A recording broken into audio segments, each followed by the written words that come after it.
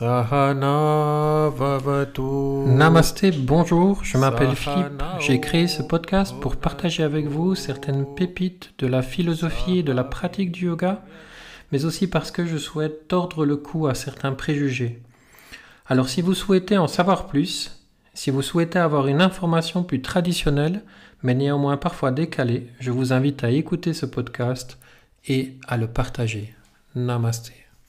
Aujourd'hui, ce podcast est intitulé « La patience du baobab ». Écoutez et vous allez comprendre. Il y a 6 mois d'ici, une amie qui revenait du Sénégal a ramené pour moi et pour notre magnifique centre de soins et de formation Mitra Yoga à Flagey un petit baobab pour qu'on en prenne soin.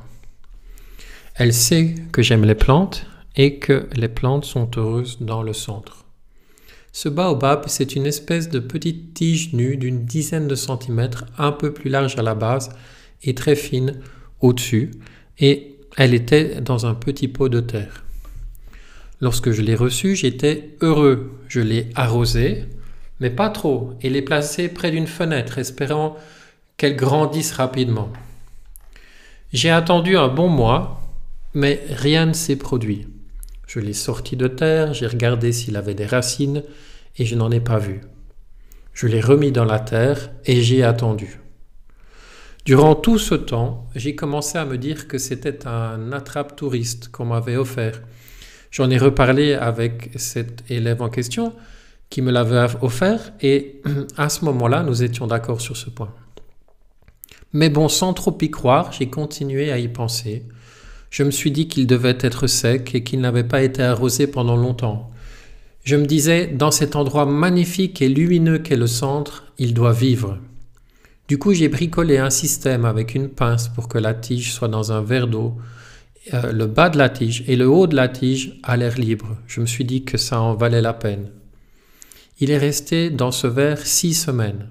2 fois par semaine, je vérifiais comment ça se passait et je n'ai rien vu. Après 6 semaines, j'ai tenté une dernière approche. Je l'ai remis dans la terre et dans son pot d'origine et j'ai continué à arroser cette terre 1 fois par semaine. Quelques semaines plus tard, toujours rien. À ce moment-là, cela faisait environ 6 mois que je l'avais reçu.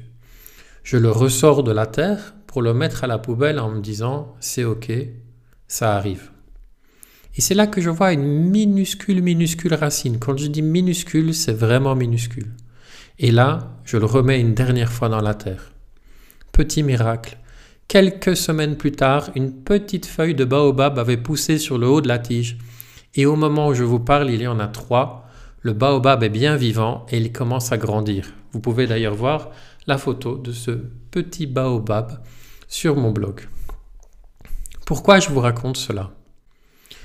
Parce que notre chemin spirituel, notre chemin de transformation est rempli de potentiel caché.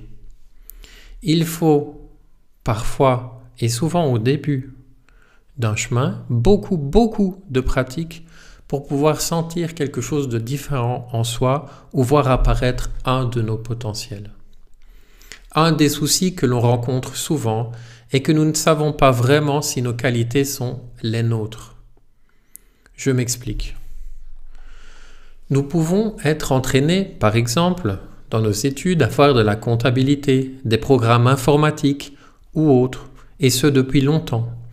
Nous savons faire ces activités car nous avons été conditionnés à les faire. Mais dans quelle mesure ce potentiel nous appartient-il vraiment et dans quelle mesure est-il le fruit de ce que les autres ont mis en nous ?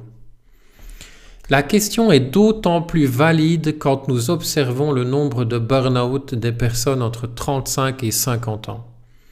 Toutes ces personnes ont un travail, elles sont compétentes, mais l'activité qu'elles fournissent les empêche de trouver du sens à ce qu'elles font. Vers 35 ans, elles commencent à se rendre compte qu'il y a quelque chose d'autre dans la vie, dans leur vie. Débute un moment de grande introspection. Que dois-je faire ? Que puis-je faire ? Qu'est-ce que je souhaite dans ma vie ? Qu'est-ce qui me donne du sens ? Nos potentiels dont je vous parlais il y a quelques minutes sont des activités qui donnent du sens à notre vie. Nous aimons les faire et c'est pour cela que ce sont nos potentiels. Mais comme dans le cas de ce baobab, il ne suffit pas de regarder une fois pour y voir clair. Il faut fréquenter nos potentiels, les nourrir, les mettre dans le bon environnement et attendre. À un moment qui peut paraître une éternité pour la personne qui attend, une racine apparaît, une fleur, puis une feuille. C'est un moment d'espoir, de joie. Parfois, les personnes en burn-out continuent leur métier original, mais travaillent leur potentiel en dehors des heures de travail et ça leur permet de tenir le coup. Parfois, le changement est plus important et elles transforment leur activité principale en leur passion remplie de leur potentiel. Il y a aujourd'hui, par exemple, beaucoup de personnes qui ont fait de grandes écoles et qui travaillaient dans les villes, mais qui reprennent un boulot manuel dans les campagnes. Le yoga est un excellent outil pour nous aider à développer nos potentiels. En effet, le travail personnel qu'il entame nous oblige à fréquenter notre intériorité d'une manière régulière. Et l'énergie, ce qu'on appelle le mouvement du prana qu'il déploie, nourrit ces potentiels qui résident dans notre inconscient. C'est pour cela que les pratiquants du yoga changent souvent quelque chose dans leur vie, tôt ou tard, en cherchant une plus grande harmonie entre l'intérieur et l'extérieur. Cette métaphore est importante. Une pratiquante de yoga, une pratique de yoga fonctionne souvent d'une manière inconsciente, nourrissant notre potentiel intérieur sans que l'on puisse consciemment en voir les changements. Puis un jour, nous voyons poindre une première feuille de notre potentiel et nous savons que nous sommes sur le chemin de l'authenticité. Si vous voulez en savoir plus, n'hésitez pas à visiter mon site mitra-yoga.be. Namasté. Sahana vavatu. Sahanao bhunaktu. Sahaviryam karavavahai.